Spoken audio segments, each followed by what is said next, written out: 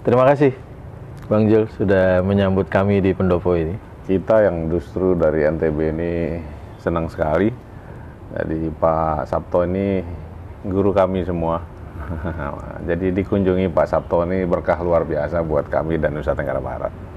Ya, setelah sarapan tadi dengan hidangan khas NTB ya, nasi kuning. Kita akan berbincang-bincang tentang perjalanan pemerintah daerah NTB yang sudah 2 tahun ya berjalan selama ini. Salah satu yang menarik adalah Gubernur NTB sering turun ke bawah, ke pelosok-pelosok desa, dan kabarnya tidak tidur di hotel. Kenapa Pak? Dulu memang Pak Sabto ya, ada janji kami ke masyarakat itu bahwa, dan harapan masyarakat sebenarnya, kalau Pak Doktor jadi gubernur di NTB, mudah-mudahan kebiasaan untuk menyapa masyarakat itu tidak boleh berhenti. Karena menurut mereka banyak tokoh setelah dapat kursi nggak kelihatan batang hidungnya lagi. Nah, kenapa ini kami lakukan? Karena dulu kami punya kemewahan ketika menjadi calon itu, punya kesempatan untuk mengunjungi hampir semua desa yang ada di NTB ini. Berapa desa di NTB semua? Iya, jadi hampir semua. Dan harapan mereka ternyata jangan sampai kebiasaan ini luntur atau hilang ketika dapat jabatan. Dan kesan kami juga begitu dalam ya, bahwa masyarakat itu tidak selamanya benar bahwa mereka terkontaminasi dengan materi, senang dikasih uang, kasih barang. Sebenarnya masyarakat kita itu rindu didatangi pemimpinnya secara langsung. Nah, waktu itu kami janji bahwa kalau kami jadi pimpinan baru di Nusa Tenggara Barat ini, kebiasaan itu harus tetap dilanjutkan. Dan alhamdulillah itu dilanjutkan.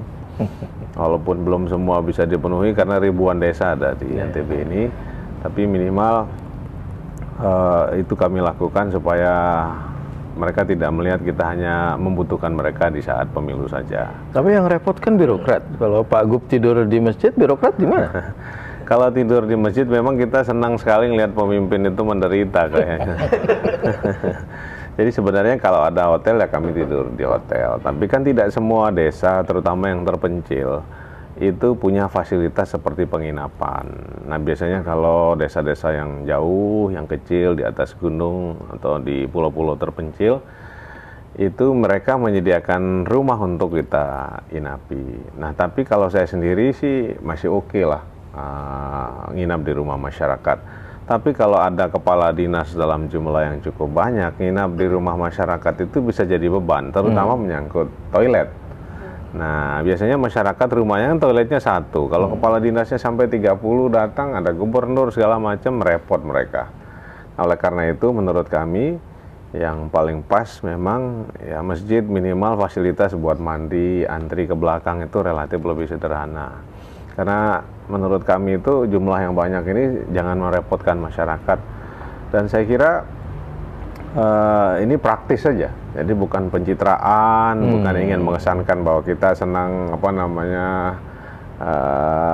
kesederhanaan gitu. Tapi betul-betul for the sake of practicality aja. Untuk praktis aja kita ya supaya nggak antri panjang-panjang ke belakang, ya udah masjid itu biasanya toiletnya minimal 4-5 tuh ada. Jadi ganti pakaian, mandi relatif lebih praktis, dan masjidnya juga baik-baik. Dan kami juga melihat, karena biasanya kalau dulu sebelumnya dengan tim, sekarang itu kan setiap kunjungan ke daerah itu ada kepala dinas, ada kepala bagian, kabid segala macam. Nah, itu juga untuk melatih kekompakan. Mengetahui langsung ya kondisi masyarakat. Satu ya? Itu, yang kedua masyarakat itu dilihat pimpinannya ada di situ, dan misalnya masalah jembatan. Nah, kalau Kadis PU-nya ada di situ langsung diselesaikan. Kalau ada masalah jalan raya tinggal disebutkan orangnya ada, jadi mereka juga tidak menjadi aktor di belakang meja, tapi langsung meresapi apa yang dirasakan oleh masyarakat, dan ekspresi masyarakat itu langsung ditangkap sehingga menyatu dalam interaksi dan keseharian pimpinan-pimpinan. Dan sejauh ini menurut kami ini sangat efektif. Mudah-mudahan saja kedekatan emosi antara pemimpin dengan yang dipimpin itu tidak terlampau jauh, kita semakin dekat gitu, dan kepala dinas juga begitu, dan masyarakat merasa kehadiran negara ada di setiap denyut nafas mereka sehari-hari. Ya, jadi ini belusukan khas NTB ya.